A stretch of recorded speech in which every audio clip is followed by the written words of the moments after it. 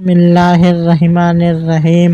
اوتار کے چند اوصاف۔ سامعین محترم، پنڈت شری رام شرما جی نے کلکی پران کے صفحہ نمبر 270 پر اس پرکار لکھا ہے کہ ایشور جس ویکتی کو اوتار بنا کر بھیجتا ہے اس میں ایسی یوگیتا اور شکتی ہوتی ہے کہ وہ اپنی حکمت عملی سے کسی کو بھی اپنا انویائی یعنی پیروکار بنا لیتا ہے۔ اسی طرح اوتار کے کام اتنت وچتر اور چمتکاری پاور کی طرح ہوتے ہیں۔ اوتار برے لوگوں کا صفایا کرنے آتا ہے، ظالموں کا خاتمہ ہی اس کا مقصد ہوتا ہے۔ اوتار کی شرن میں جانے سے پاپ ختم ہو جاتے ہیں اور دائمی سکون مل جاتا ہے۔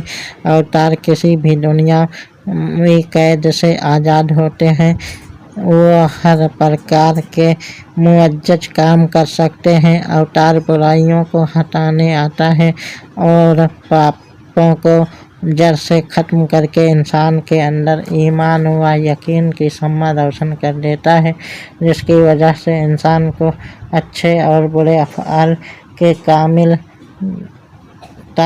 تمیز ہو جاتی ہے۔ اوتار کے آدیش اور اپدیشوں کے انوسار عمل کیے بغیر صرف شردھا شکتی سے کسی کا کچھ فائدہ نہیں ہو سکتا۔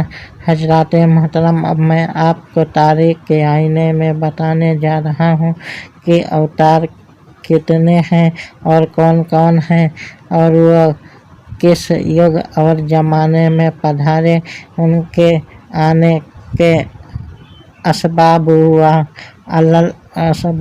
علل کیا ہے۔ پہلے درود پاک پڑھ لیجئے۔ اللہم صلی علی سیدنا و مولانا محمد کما تحب و ترضی بأن تصلی علیہ صلاۃ و سلام علیک یا رسول اللہ صلی اللہ تعالی علیہ وسلم۔